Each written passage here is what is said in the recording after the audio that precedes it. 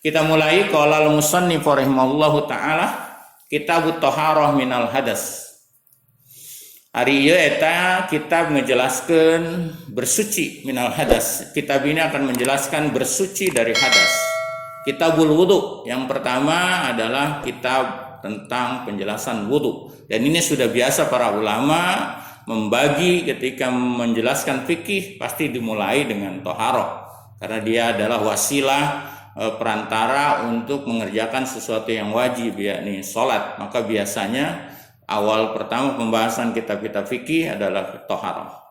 Al-babul awalu, bagian awal adalah akan menjelaskan ad-dalilu ala wujubil wudu, bahwa kewajiban bagi orang yang hendak sholat untuk mengerjakan wudu.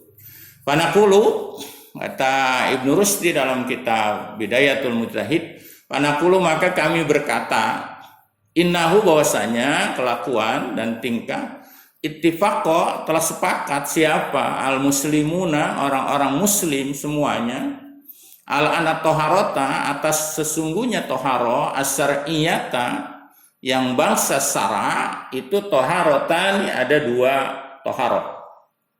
Jadi pembahasannya ini agak pembahasan akademis kitab Bidayatul Mujtahid, tidak seperti kitab-kitab klasik yang lama. Pertama adalah toharotun minal hadas, bersuci dari hadas. Yang kedua adalah toharotun minal hubusi, bersuci dari hal-hal yang dianggap buruk atau kotor. Wattafaku dan sepakat para alim ulama, wattafaku dan mereka sepakat orang muslim semua ala anna toharota atas bahwasanya toharo minal hadasi dari hadas itu salah satu asnafin, ada 3 asnaf, 3 jenis. Pertama adalah wudu'un, tegese pertama wudu, jadi badal ba'di minal kul dari salah satu asnaf wudu'un, yaitu wudu. Goslun yang kedua adalah mandi, wabadalun dan yang ketiga adalah pengganti minhuma dari wudu dan gosl. Wahua dan badal itu namanya at-tayammum, disebut dengan tayamum. Wadalika dan bermula semua penjelasan ini atau toharah itu litadamuni dalika ayatil wudu. Dia dijadikan masdar karena tersimpan ini ayat wudu al-waridati yang telah datang, yang datang fidalika di dalam hal mengenai toharah atau wudu. Fala nabda'u maka kami memulai mindalika dari masalah berwudu atau bersuci ini bil qauli dengan perkataan penjelasan fil wudu'i di dalam wudu. Panaqulu maka kami berkata kitabul wudu'i, akan lafaz kitabul wudu'i. Boleh dibaca kitabul wudu'i, boleh dibaca kitabal wudu'i. Kalau dibaca kitabal wudu'i dia jadi maf'ul dari naqulu. Kalau dibaca kitabul wudu'i dari hikayatul labdi, menceritakan bahwa saya berkata ini adalah kitabul wudu. Maka saya akan menjelaskan tentang kitab wudu. Innal qaula, bahwa sesungguhnya qaul penjelasan al-muhita yang meliputi bi usuli hadil ibadati dengan pokok ini ibadah itu yanhasiru terringkas terbatas dibatasi fi khamsati abwabin dalam 5 bab.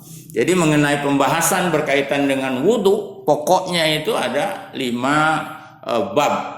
Al-babul awalu yang pertama adalah kami akan menjelaskan bidalil ala wujubiha, dalil-dalil baik dari Al-Qur'an, dari hadis maupun dari atsar tentang wajibnya taharah atau wudu.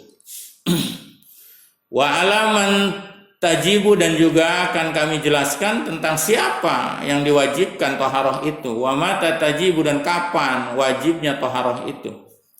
Asani yang kedua pembahasannya adalah fi ma'rifati af'aliha, di dalam mengetahui cara mengerjakan wudu. Karena kalau berdasarkan Quran maka seseorang berwudu tidak perlu dia mencuci tangannya, tidak perlu dia berkumur-kumur, tidak perlu dia menghirup air ke hidung.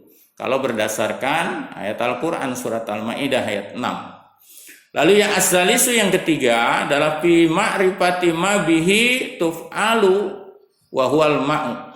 Yang ketiga adalah fi ma'rifati ma, di dalam mengetahui barang yang bihi dengannya ma itu tuf'alu dilakukan dia taharah. Dimajhulkan tuf'alu dikerjakan dia taharah, wa huwa dan bermula ma, al ma'u adalah air. Nanti bagian ketiga kami akan menjelaskan air. Nanti para ulama mujtahid berbeda-beda. Kalau Imam Syafi'i ada konsep air banyak dan air sedikit. Tapi dalam mazhab yang lain tidak ada konsep air banyak dan air sedikit. Ar-rabi'u yang keempat adalah fi ma'rifati nawaqidiha, menjelaskan tentang hal-hal yang membatalkan taharah atau wudu. Al-khamisu yang kelima adalah fi ma'rifatil asya'i, di dalam menjelaskan perkara-perkara alati yang tuf'alu dikerjakan dia alati min ajaliha, karena arah-arahnya, karena sebab-sebabnya alati. Yang kelima adalah menjelaskan tentang beberapa masalah, beberapa persoalan yang dengan sebab itu seseorang wajib melakukan atau mengerjakan wudu.